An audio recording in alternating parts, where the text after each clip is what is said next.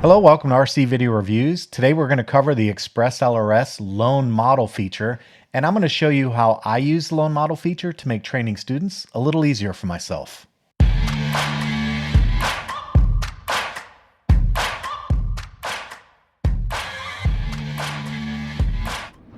Before we get into the content, let me set the stage a little bit on what I've got here.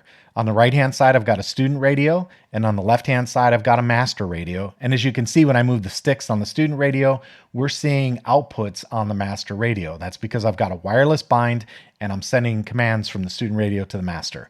And this is all done over Express LRS. Before you try and set any of this up, there are some requirements. To begin with, for EdgeTX, I'm using version 2.8.3 on my radio, and you can use 2.8.3 or later. It will probably work with other versions, but things might look a little different, or there might be some behavioral changes if you're not on the same firmware I am. So I'm using 2.8.3 right here. And on this one, I'm actually using a nightly. So don't even worry about the student radio because it's not as important. All the real configuration stuff happens on the master.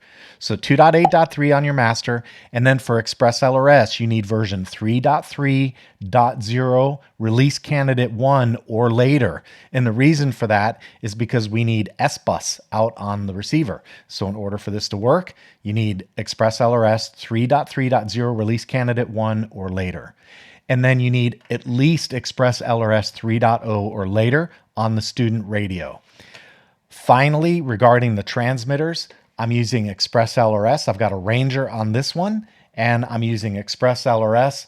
I've got a Micro on this one. So Express LRS transmitters on both radios. Let's take a look at the wiring diagram for the receiver to the radio. On this Maytech R24D, I've got ground over here on the right, 5 volts on the second pin, transmit is on the third pin, and receive is on the fourth. We don't really need to worry about the receive because it's a unidirectional protocol, S-Bus. We only need the transmit pin. Don't cross up your wires here. Pay attention to what you're doing because if you do it wrong, you can blow up your receiver. So ground, in my case, on the right, 5 volts, and the T pin is number 3. If you look at my wires down here, my ground is black, my power is red, and my transmit is yellow. On the radio itself, the pinout is actually inscribed on the plastic. It says it right here. Ground, 5 volt, TX, and RX. So if you notice on my pinout on the bottom, I've got my ground and 5 volt. Those are in the correct order. But my white wire is number 3. That's RX from the receiver. We take our TX wire from the receiver and put it into the RX port on the transmitter. So it's the 4th pin. So ground, 5 volts, and then your TX from the receiver goes into the RX of the radio, and that is the 4th pin. Now I've turned off the student radio so there's no confusion about what happens. On the master radio, I've got my Express LRS transmitter right here, and it is bound. See the solid red light? It's bound to the receiver. And you can also see I have telemetry on the screen. I've got an RQLY of 100 and an RSS value of -15. So this receiver is bound to the master radio right now, and that's what makes this configuration so useful. As the trainer, you can bind your receiver to your transmitter and use your own binding phrases, and you don't have to worry about what your student does. So this configuration is set up and working as if this receiver were in a model that I wanted to go fly. Same exact configuration. The first thing we'll do is go into the master radio, we'll press system and load up the Express LRS Lua script, and then I'm going to turn on the student radio.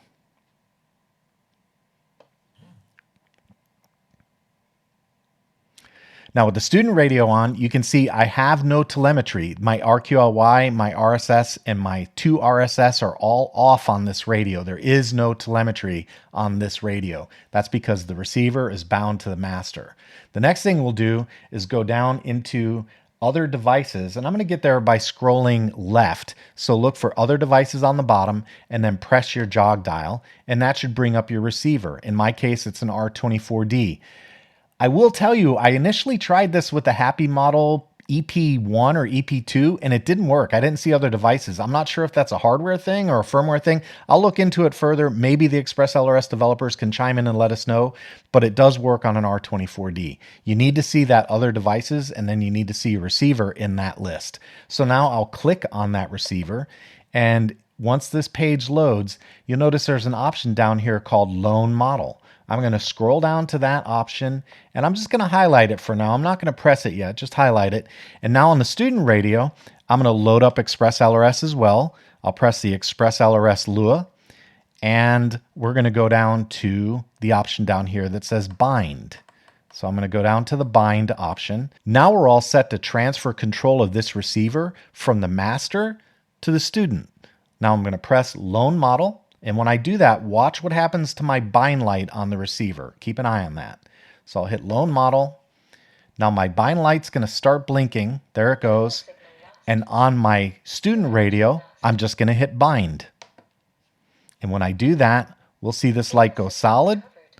And now I have a bind on this radio. So the bind now exists between the student and the training receiver, and not the master and the training receiver. I also want to show you how to release the receiver back to the master radio. So the way we do that is by backing out of the Lua script. I'm simply going to long press the return button. That brings me back to my tools page. I'll press the Express LRS Lua and launch that again. And now we should have an option at the bottom that shows other devices. I'll get there by scrolling left.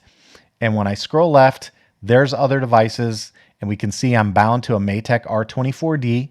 I'll press the jog dial again, and we simply come down to return model. Before I return the model, I'm going to go back to the master radio and back out of the Lua script so you can see on the screen that I have no telemetry from this receiver on this radio. Once I hit return model, the receiver will rebind with the master and I'll get my telemetry back.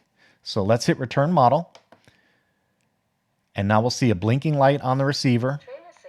And you can see that it's unbound, and now we've rebound back to the master, and I've got my telemetry back. So now I've got control of the receiver again. Now imagine how powerful that is if you're at the field and you have students that have Express LRS transmitters.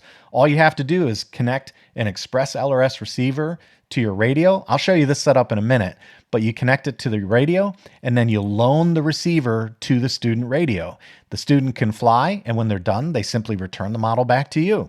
If all you wanted to learn was how to use the Express LRS loan model feature, you've now learned everything you need to know. If you want to learn how to use this in a trainer configuration, stick with me. Now we're back in our original state. I've got my receiver bound to my master radio, and I'm going to show you how to set up the master radio to make all this work. The first thing we need to do is make sure, obviously, that we've got an Express LRS installed where our transmitter is talking to our receiver. The next thing we want to do is set a packet rate. In my case, I have 333 Hertz and 8 channels. There's one other little pro tip I'll show you, and that's that I like to set the initial rate on the receiver so that when the receiver turns on, it instantly binds with my transmitter. We'll get there by clicking on Other Devices, and then we'll choose our receiver, the Maytech R24D. And with that selected, we're going to go down and set our init rate to the same as our packet rate on our transmitter at 333 Hertz. That ensures a really fast bind when this receiver first powers up. The other thing you need to do is under protocol, you need to set inverted S-bus. Very important part. Don't forget to do that. You got to set inverted S-bus. Now, it's very possible that inverted S-bus might exist on firmware prior to 3.3.0, but I know it exists on 3.3.0. So that's why I recommend using 3.3.0 release candidate 1, because I know inverted S-bus exists on that firmware. So for your protocol, make sure you have inverted S-bus. And that's all you need for the Express LRS setup on the master, inverted S-bus, and go ahead and set your packet rate. And if you want the pro tip, use the init rate on your receiver to match your packet rate on your transmitter. The next thing we need to do is back out and look at the EdgeTX configuration, and we'll do that by pressing the System button, and we're going to scroll over to the hardware page. Now we'll scroll up, and this is why you need a relatively current version of EdgeTX, because these are recently added features. The first thing you need to do for aux2 is make sure you have S-bus trainer turned on. So S-bus trainer. And then the second thing you need to do is turn on port power. Watch what happens when I turn it off. Port power off, the light goes off. And then if I turn port power on, the light will blink a couple times. And because I set that init rate, it binds really quickly. That's where that init rate comes in. So that's all you need to do on the system settings. Now let's take a look at the model settings. I like to use the T3 switch as a momentary switch. So that is my take back switch for the trainer. I push down and that gives it to the student. If I push down again, it takes control back. Let me show you how to set that up. We'll press the model button and go into flight modes. And notice I have 3 different flight modes, so I'll do the same thing on all 3. I'll press the gyro flight mode, and under setup, I simply press this throttle button right here. That turns the throttle trim on and off. I'm going to turn mine off. I want it off. And that way I can use this as a momentary switch. I won't hear any beeps, and I won't hear trim out of bounds errors. So I turn the throttle trim off. And I'll do that for every flight mode I use. So in my case, I use a wind reject. I'll turn that on. I'll hit setup, and we'll turn the throttle off. It's already off. And then I'll do the same thing under my auto level, under setup. There, the throttle is off as well. So the T3 switch is now free to be used as a momentary switch. All right, after I've turned off my T3 trim button in flight modes, the next thing to do is head over to logical switches, and we're going to create a single logical switch for L01, and you can use any logical switch you want. I just used L01 in my example. So logical switch number 1 is simply a sticky switch, and I use TD, that's throttle down, and TD. And all that means is that logical 1 goes on when I press TD down, and it goes off when I press TD down. That's all it does. So we'll back out of this, and I'll press TD down and give you the example. T3 down, logical 1 is on. T3 down again, logical 1 is off. That's simple. It kind of turns L01 into a latching momentary. That's kind of what it's doing. Now the next thing we'll do is create some special functions, and the special functions are really simple. In my case, I use special function number 1. You can use whichever one makes you happy, it doesn't matter. And then I have my switch as L01. Remember, that's my sticky, and the function is trainer, and the value is channels. By using channels, I basically pass everything from the student radio to the master radio. Then of course, turn enable on. If you want, you could just do sticks, and that will only pass stick controls, meaning these 4 only to the master. But I want channels because I might be using a gyro, and I might be using gain, or I might be using flaps. So in that case, we're just going to pass channels through. All right, we'll back out of that one. And the next thing I have for special function number 2 is an audio track alerting me to which state the radio's in.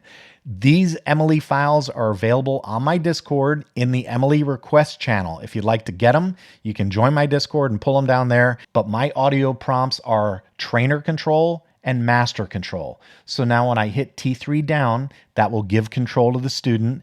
When I hit T3 down again, it returns control to the master, and I get a corresponding audio prompt. So I'm going to turn the volume up so you can hear it. Here comes the volume. Now we're going to press T3 down. Trainer control. Trainer control. We'll press T3 down again. Master control. Master control.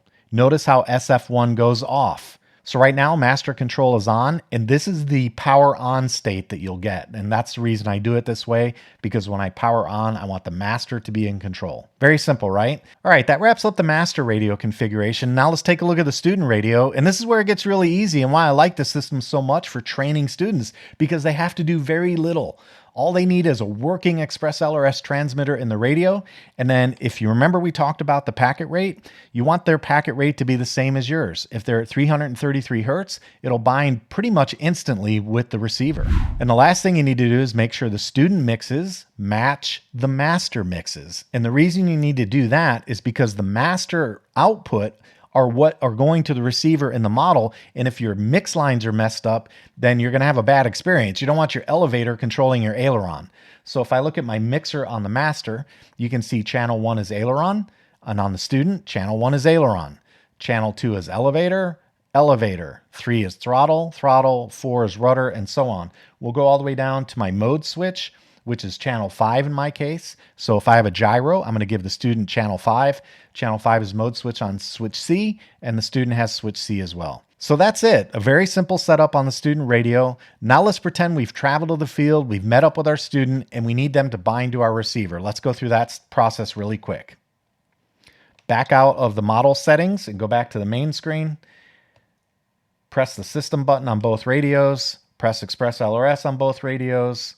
Now remember, the receiver is currently bound to the master radio. So once we're in the Express LRS Lua script, we can scroll left and we'll see other devices, press the jog dial one time, highlight your receiver, Maytech R24D, go down to lone model,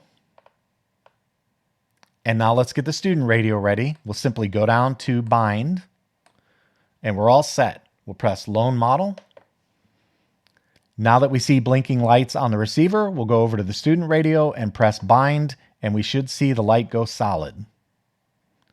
There we go. We've got a solid light. That means we're bound now to the student radio. Now that we've got a bind between the student radio and the trainer receiver, if I go over to the master radio and move my sticks, you can see the master still has control. If I move the sticks on the student radio, nothing's happening over there. If I go over and hit T3 down, that gives trainer control to the student. Now I can move my sticks and you can see the student is now outputting and the master is not. All I have to do is hit T3 down, Master control. and that takes away control from the student and gives it back to the master. Since you hung out with me all the way to the end of the video, I'm going to show you a pretty cool little pro tip. One thing I like to do when I'm training a student on a plane that has a gyro is as I fly the plane initially, I have the gyro off. I like to fly with the gyro off. Now, when I give control over to the student by pressing T3 down, Trainer control. the trainer now has control. The first thing I do is I flip my gyro into auto level mode.